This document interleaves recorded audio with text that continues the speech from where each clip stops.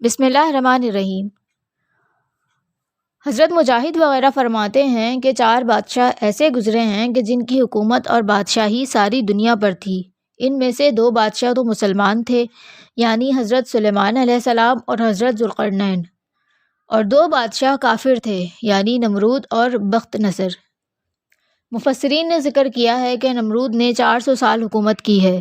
یہ ظالم اور سرکش تھا اور دنیا بھر کی آسائشیں اور لذتیں اس کے آگے تھیں۔ جب ابراہیم علیہ السلام نے اس کو خدائے وحدہ لا شریک کی عبادت کی طرف بلایا تو اس نے اپنی گمراہی کی وجہ سے کائنات کے پیدا کرنے والے خدا کو ماننے سے انکار کر دیا اور ابراہیم علیہ السلام سے جھگڑا اور مناظرہ کیا۔ ابراہیم علیہ السلام نے نمرود سے کہا کہ میرا رب تو مارتا بھی ہے اور زندہ بھی کرتا ہے۔ نمرود نے کفریہ کہا کہ میں بھی تو مارتا ہوں اور زندہ کرتا ہوں۔ اللہ تعالیٰ نے اس کلام کو سورہ بقرہ کی آیت نمبر 257 میں اس طرح سے فرمایا ہے: بھلا تم نے اس شخص کو نہیں دیکھا کہ خدا نے اس کو سلطنت بخشی تھی؟ ابراہیم سے اس کے پروردگار کے بارے میں جھگڑنے لگا۔ جب ابراہیم نے کہا کہ میرا پروردگار تو وہ ہے جو جلاتا ہے اور مارتا ہے، تو وہ بولا کہ جلا اور مار تو میں بھی سکتا ہوں۔ تو ابراہیم نے فرمایا کہ خدا تو سورج کو مشرق سے نکالتا ہے، تو اسے مغرب سے نکال دے۔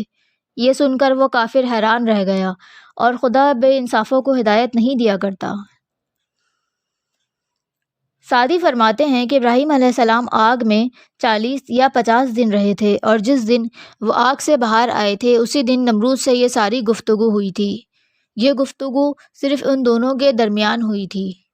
زید بن اسلم سے ذکر ہے کہ نمرود کے پاس غلہ تھا اور لوگ گروہ در گروہ غلہ لینے کے لیے پہنچ رہے تھے۔ ابراہیم علیہ السلام بھی غلہ لینے کے لیے وہاں پہنچے۔ اس سے پہلے آپ کی نمرود سے ملاقات کبھی نہیں ہوئی تھی۔ اسی وقت ابراہیم علیہ السلام اور نمرود کے درمیان یہ مناظرہ ہوا اور اس نے سب لوگوں کو غلہ دیا مگر حضرت ابراہیم علیہ السلام کو انکار کر دیا۔ جب آپ غلہ لیے بغیر گھر کے پاس پہنچے تو مٹی کے ایک ڈھیر سے اپنے دونوں تھیلے بھر لیے اور سوچا کہ گھر والوں کو ان مٹی کے تھیلوں کے ساتھ مشغول کر دوں گا۔ گھر پہنچ کر آپ بورے رکھ کر سو گئے۔ آپ کی اہلیہ نے دونوں بوروں کو دیکھا کہ وہ تو بہترین غلے سے بھرے ہوئے ہیں۔ انہوں نے اس سے کھانا تیار کیا۔ جب آپ نیند سے بیدار ہوئے تو دیکھا کہ کھانا تیار ہے۔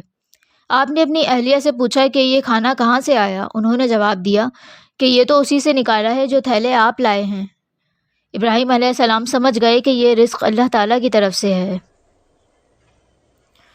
حضرت زید بن اسلم فرماتے ہیں کہ اللہ تعالیٰ نے اس جابر بادشاہ کی طرف 3 بار ایک فرشتے کو بھیجا جو اس کو اللہ پر ایمان لانے کا حکم دیتا رہا۔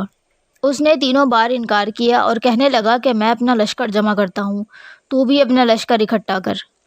نمرود نے سورج نکلتے ہی اپنے لشکر جمع کیے تو اللہ تعالیٰ نے اس پر مچھروں کی ایک ایسی فوج بھیجی جو اتنی تعداد میں تھی کہ سورج نظر نہ آتا تھا۔ اللہ تعالیٰ نے مچھروں کو نمرود کے لشکر پر مسلط کر دیا۔ وہ ان سب کا گوشت کھا گئے اور خون پی گئے، صرف ہڈیاں باقی بچیں۔ ایک مچھر نمرود کی ناک میں داخل ہوا اور وہاں 100 سال تک رہائش پذیر رہا۔ اس مدت میں اس مچھر کو نمرود کی ناک سے نکالنے کے لیے نمرود کو لوہے کی سلاخوں سے پیٹا جاتا رہا، حتیٰ کہ وہ اسی حالت میں ہلاک ہو گیا۔ قصص الانبیاء مکمل سننے کے لیے اس چینل کو سبسکرائب کریں اور دوسروں کے ساتھ ضرور شیئر کریں۔